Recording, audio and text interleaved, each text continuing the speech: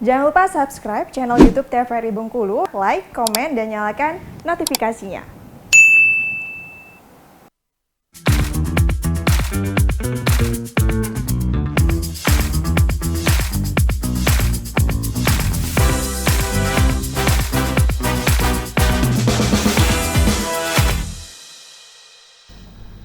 Balik lagi di Opini, obrolan pagi ini masih dengan tema yang sama, yaitu peduli wong cilik bersama dengan Bang Sudi sebagai advokat muda. Bang Sudi, selama abang menangani kasus ini, ada nggak sih klien-klien yang memang, Bang, saya butuh pengacara tapi nggak ada biayanya, gimana tuh Bang? Nah, ini yang menarik nih Mbak Agnes. Jadi sesuai dengan tema peduli wong cilik.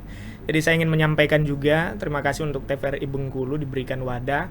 Kebetulan sejak dilantik kemarin Mbak Agnes, kami dari Ikatan Advokat Indonesia itu baru saja dilantik oleh Dewan Pimpinan Pusat, Pak Dr. Radardam Akhyar sebagai Ketua Umum dan Profesor Otto Hasibuan sebagai Dewan Pembina. Itu memberikan amanah bagi kami Ikatan Advokat Indonesia di Bengkulu. Nah, kebetulan saya dipercaya sebagai Ketua Pos Bantuan Hukum Ikatan Advokat Indonesia, atau nama singkatnya Posbakum Ikadin nih Mbak Agnes. Posbakum Ikadin. Iya, ya. Nah apa itu Posbakum Ikadin? Posbakum Ikadin itu adalah bagian dari organisasi yang diberikan tugas sesuai dengan Undang-Undang Advokat untuk memberikan bantuan hukum kepada masyarakat yang tidak mampu. Seperti itu Mbak Agnes. Jadi di situ kita punya kode etik. Bagaimana kemudian setiap perkara yang masuk ke kita untuk dimintai pembelaan atau dimintai penanganan secara hukum, baik itu dia mampu atau tidak mampu, maka kita wajib untuk melakukan pembelaan dan menangani perkaranya. Seperti itu Mbak Agnes. Pernah Bang abang mengalami hal itu Bang? Misalnya kliennya nggak punya biaya dan juga dan sebagainya, nggak mampu. Iya, kita sudah berjalan nih Mbak Sudah Agnes berjalan ya, ya, pos ya. bantuan hukum, karena amanahnya itu baru Februari ya. Ini bulan April, lebih kurang 2 bulan kita mendapatkan amanah itu. Di kantor sudah ada 4 perkara ya yang tidak mampu, tapi baru 2 yang kita tanda tangan surat kuasa ya, itu perkaranya juga tidak mampu, dan kita sampaikan bahwa yang penting Bapak Ibu memenuhi syarat yang kita minta. Syaratnya mudah Mbak Agnes. Selain dia tahu kronologi perkara dia, masalah hukum dia apa ya. Yang kedua dia punya KTP, yang ketiga dia punya surat keterangan tidak mampu yang dikeluarkan kelurahan. Jadi cukup mudah. Jadi datang ke kantor kami, Pos Bantuan Hukum Ikatan Advokat Indonesia. Bagi yang bermasalah secara hukum, kalau dia memang tidak punya biaya, dia dizolimi, dia datang ke kantor kami, bawa surat keterangan tidak mampu, kita tunjuk pengacaranya, kita dampingi proses perkara hukumnya. Seperti itu Mbak. Tapi masyarakat Bengkulu sekarang sudah tahu belum Bang kalau misalnya ada pos bantuan ini ya? Nah, ada yang tahu, ada yang tidak. Nah, melalui wadah ini kami berterima kasih untuk kita bisa sama-sama share ini Mbak Agnes, bahwa pos bantuan hukum ini kan bicara tentang keterpanggilan. Mbak Agnes, siapa sih yang mau menangani perkara yang secara gratis ya, untuk melakukan komunikasi dengan penyidik, melakukan komunikasi, melakukan sidang di pengadilan, sementara kita pengacara dituntut dengan jam terbang dan kesibukan yang lainnya. Tetapi ini bicara tentang soal keterpanggilan. Saya tadi awal mengatakan kami adalah officium nobile. Bukan berarti kita menangani perkara yang gratis seolah-olah kemudian kita tidak bermartabat. Kita meyakini bahwa perkara-perkara gratis yang kita tangani itu akan menjadi berkat bagi banyak orang, dan melalui berkat bagi banyak orang itu dan terbukti kita juga mendapatkan kasus secara profesional yang kemudian mampu menutupi kebutuhan kita untuk membela masyarakat yang miskin. Seperti itu Mbak Agnes. Tapi kalau sekarang tuh kan masih banyak ya kalau misalnya istilah-istilah yang hukum itu lancip ke bawah, tumpul ke atas. Masih Bang sampai dengan saat ini kalau Abang sendiri sebagai advokat ya? Iya, betul, itu sampai hari ini masih banyak terjadi. Maka di situ pentingnya advokat Mbak Agnes. Advokat itu hadir adalah untuk memberikan keterangan ya secara jelas duduk perkaranya seperti apa. Saya tadi ulang katakan bahwa jangan dong pengacara bela orang yang salah, bukan bela orang yang salah. Dia atas kesalahannya kita jamin punya haknya. Jadi dia misalnya melakukan katakanlah tindak pidana tertentu, lalu kemudian dilakukan kekerasan di dalam proses penanganan perkaranya yang tidak sesuai dengan hukum acara. Nah, advokat hadir untuk mengingatkan kepada APH untuk menjalankan tugasnya sesuai dengan hukum acara. Atau misalnya ada panggilan saksi ya, apakah panggilan saksi itu harus ada surat panggilannya dulu atau boleh langsung panggil paksa? Nah, secara prosedurnya harus ada tahapan-tahapan.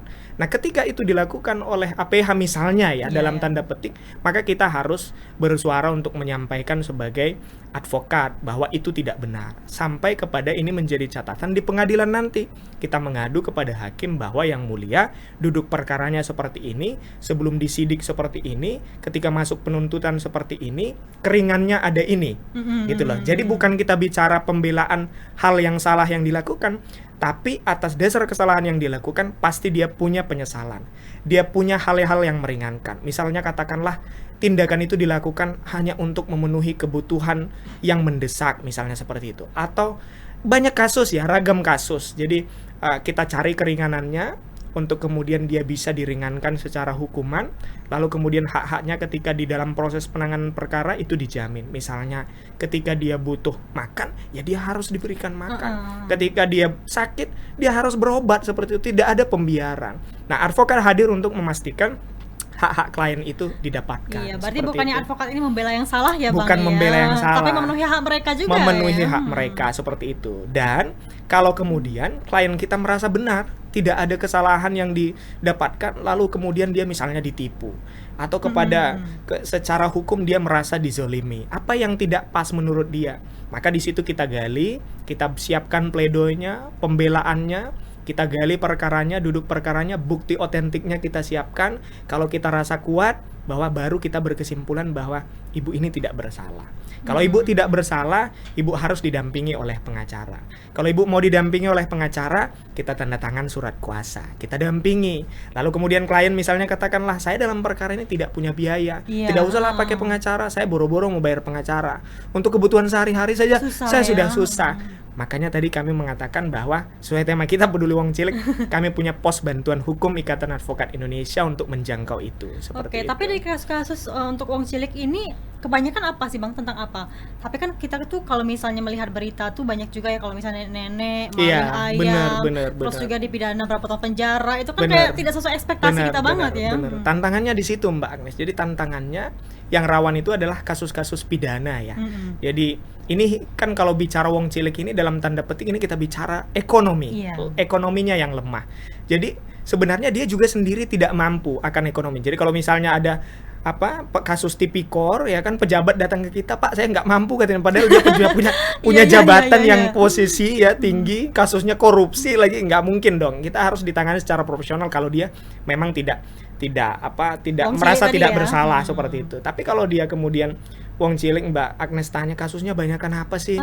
Ya ada banyak, misalnya berkaitan dengan pidana, katakanlah misalnya ada pencurian ya, ada katakanlah misalnya penggelapan hal-hal tertentu yang semua berorientasi kepada hal-hal yang terdesak ya, atau kemudian dia tidak terdesak tapi karena ketidaktahuan dia kemudian mengalami penipuan ya. Seringkali Mbak Agnes ya, kita rekan bisnis, rekan kerja misalnya tidak tahu, lalu kemudian orang menjebak kita, merasa tidak ada salah, lalu kemudian kok jadi saya yang bermasalah secara hukum.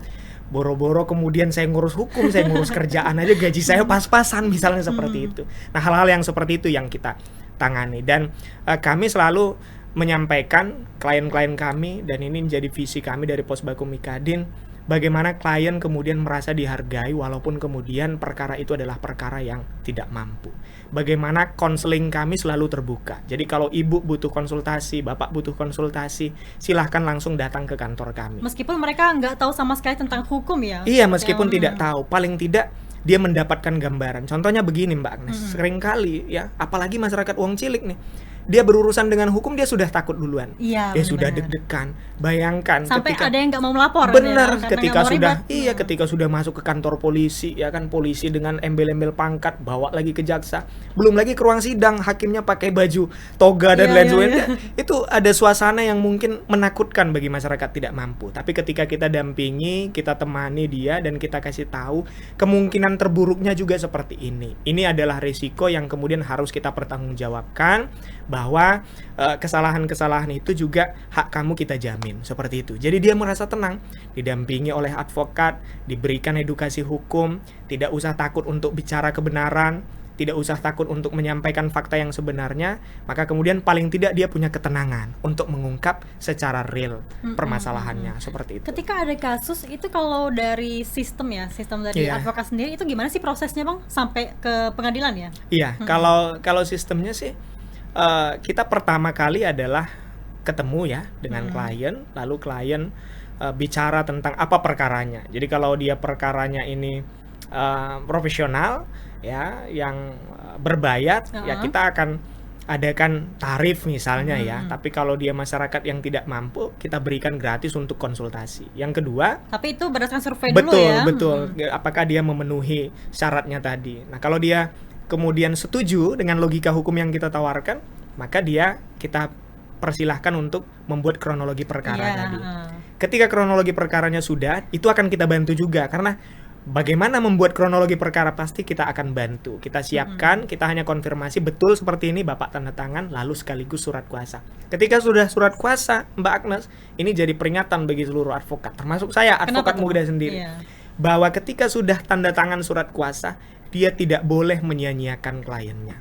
Dia punya kewajiban untuk melakukan pendampingan secara profesional terhadap kliennya, mulai dari proses penyidikan sampai kepada putusan pengadilan. Bahkan Tanggung jawab itu ya. betul, kita punya tanggung jawab untuk memastikan bahwa hak-haknya sesuai hukum acara tadi terpenuhi.